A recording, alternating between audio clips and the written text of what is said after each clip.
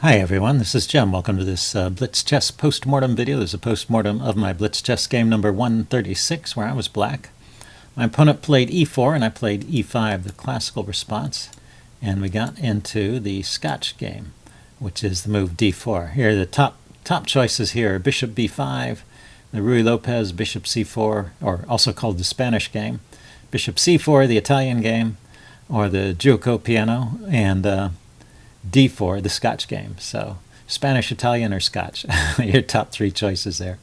And then knight c3, the I think that's called the four knights, because the typical response is to develop the knight here. Although I suppose you could develop a bishop or something and it'd be the three knights. I don't know what that's technically called. Anyway, this is the Scotch game with d4. And after I take, if he takes back, that's the main Scotch game.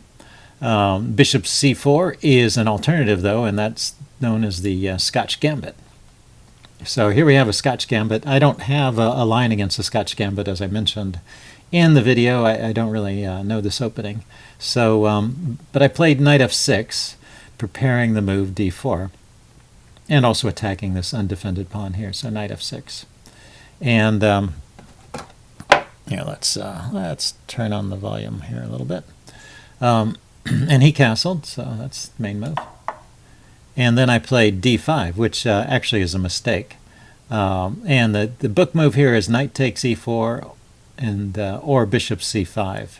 And the computer at first really liked knight takes e4, but after some consideration, it rates it as being even. So knight takes e4 is a way for black to equalize.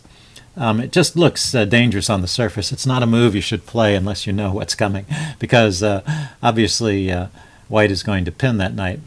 So let's see, I put this opening variation up there already. Yeah, so if we look at knight takes e4, let's go back and look at the opening book. The main move is rook e1, pinning it, and then d5 defending it, and then bishop takes, queen takes, and this very clever move, knight c3. So knight c3 attacks the knight, attacks the queen, and you can't take it because this pawn is pinned. Here, let's get rid of some of these arrows. The pawn is pinned, so you can't take his knight.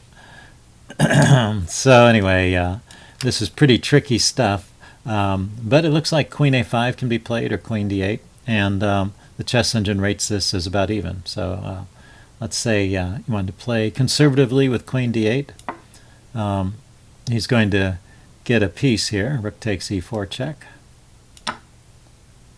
And then bishop e7.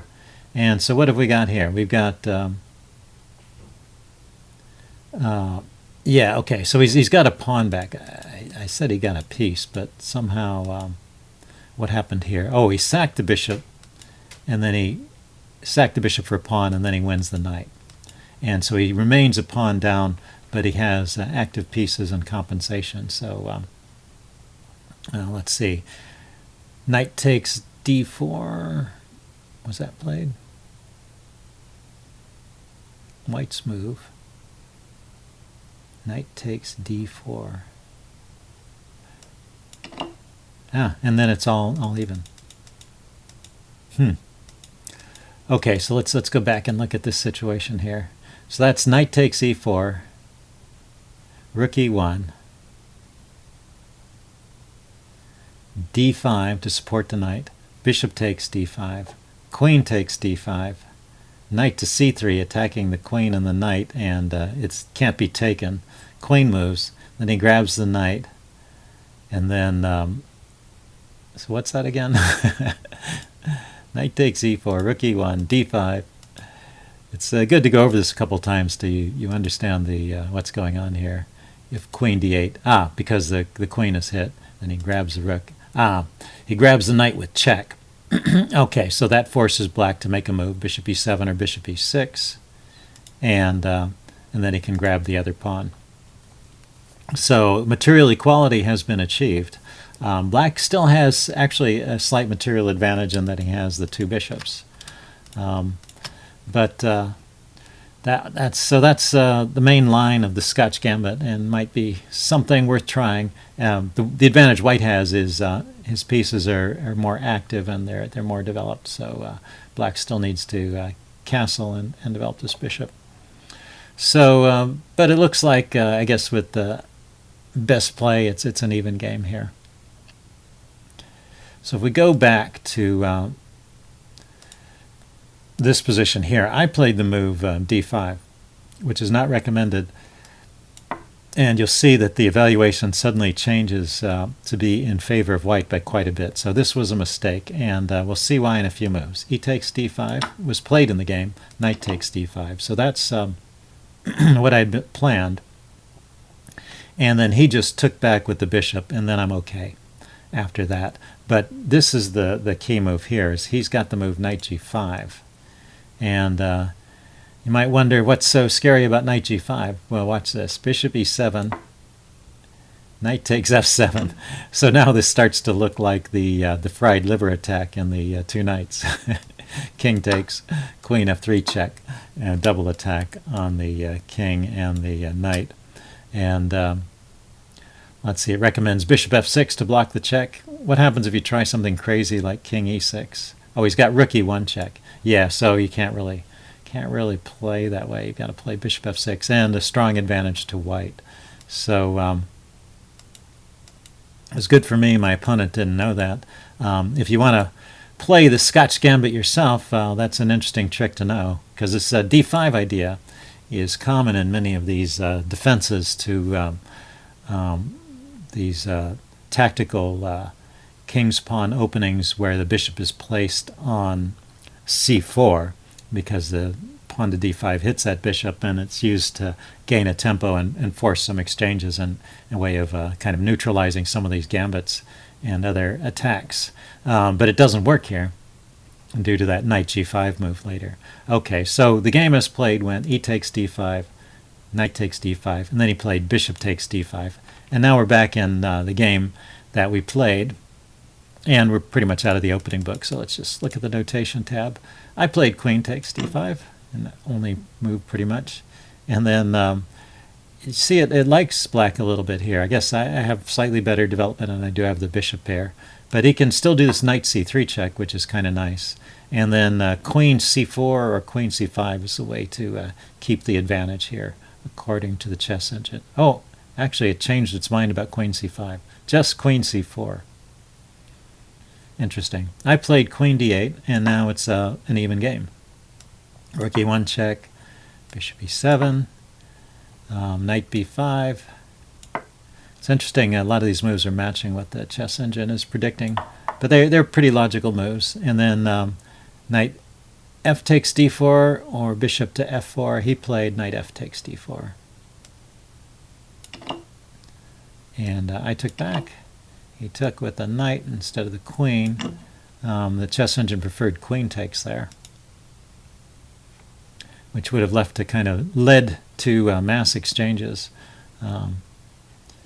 and about an even position. It still gives some edge to Black. Okay, so it changed its mind after it thought about it some more. So they're about the same. Knight takes d4, queen takes d4. And now it prefers knight takes d4. So decent play by both sides through here. Bishop f6 and c3 defending the knight.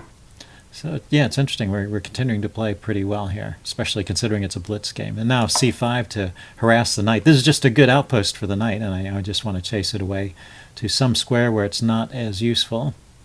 So he goes to knight c2. Knight b5 is the recommendation here. Just staying on the queen side and I guess harassing these pawns over here. Although I'm not sure, after knight b5, a6, I don't know where the knight would be going.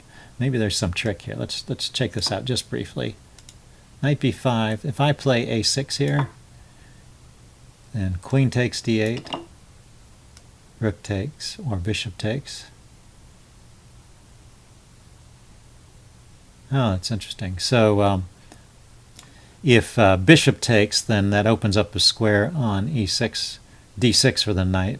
And if rook takes, then it opens up a square on c7 for the knight. So the knight gets one of those two squares by this exchange operation. Okay, so that would have been an interesting way to play, but it does force, it's only good if you are willing to trade queens there. He played knight c2. I traded queens, which the engine approved of that. I thought my bishops would get active on the open board, and without the competition from the queen, it would be better. Now I should just go directly to e6. Instead, I played here, which loses a tempo, knight e3, and then I retreat back to e6. So I've wasted a tempo and gotten back to an even position. Knight d5 was played.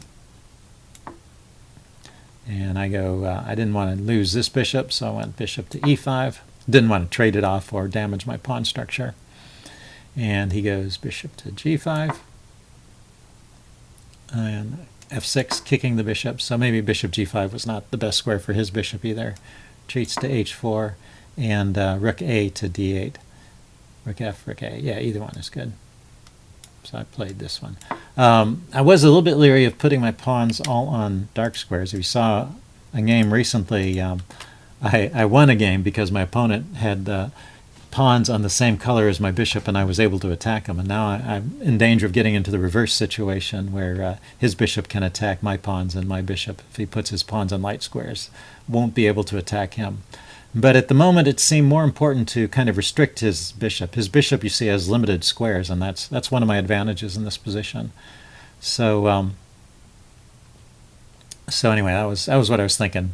I did play the move c4 here. No, he played the move c4. Okay, I was wondering, why did I play c4? I just was explaining. I was thinking of the move b6 here to defend my pawn, which I do play in a little bit. But first I take his knight, because I see a chance to isolate his pawn. And this gives me a target for the endgame. And then I play b6. Again, I'm trying to hem in his bishop. And also there's this, his b pawn is under attack.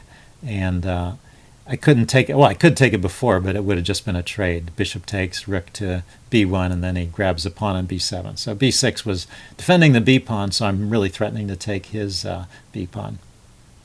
So he defends it. I play rook d6, trying to gang up on this pawn. He plays rook d2, so he's going to bring a rook over. Rook df8, rook bd1, and then I play bishop d4. And so I get to round up this pawn. He just did not have a way of defending it. And you see the evaluation is now swung in my favor. And yeah, it was already in my favor back here. After isolating that pawn, I guess there was no real way for him to defend it. It's on a light square. So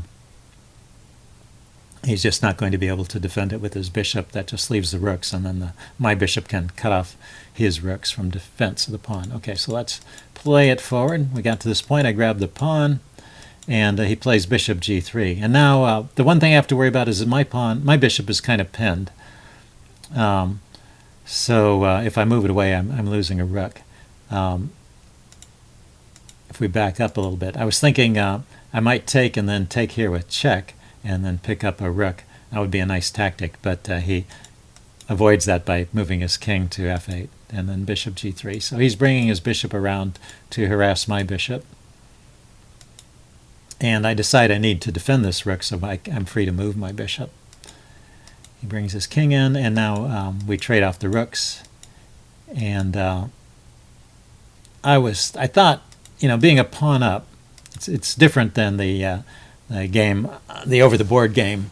That was a situation where the pawns were even. When it's a pawn up, I probably have the advantage when there's just bishops. I think if white is trying to win here, his best move is to move the rook away. Yeah, and the chess engine's recommending rook c1 and rook f1. Just keep the force on the board. Try and annoy me by harassing my pieces, and just put up the most resistance possible. By exchanging the last rooks, we're just in a pure bishop endgame.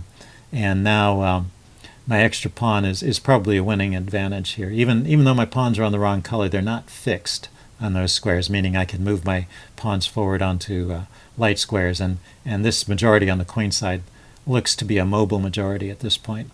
So he decides to trade bishops, and then this is just a lost pawn ending. So not too much to say here, just the usual technique for winning a pawn ending when you have an extra pawn. You just create a passed pawn, and then you use that passed pawn to distract his king. And he's got to go round it up. And with the king out of play, then you can go up and usually gobble up all the pawns on one side or the other. Now, I will say one thing. Here, I was a little bit too cavalier in the game of just pushing this forward. Now, in pawn endgames, you can really calculate everything out, and a lot of times it'll turn into a race. And I just played this sort of intuitively, saying, well, this pawn is further away than this pawn is, so I should win the race. And I do win the race, but I really should have paused. There was time to actually calculate move by move to make sure there weren't any tricks there and that I was actually going to win. But this is a race I'm winning, so turns out to be okay. It was just a little bit of self-criticism there, because if you have a one game, it's a shame to throw it away. And he really doesn't have anything better. If he takes, I'm just going to take back. That doesn't really change anything.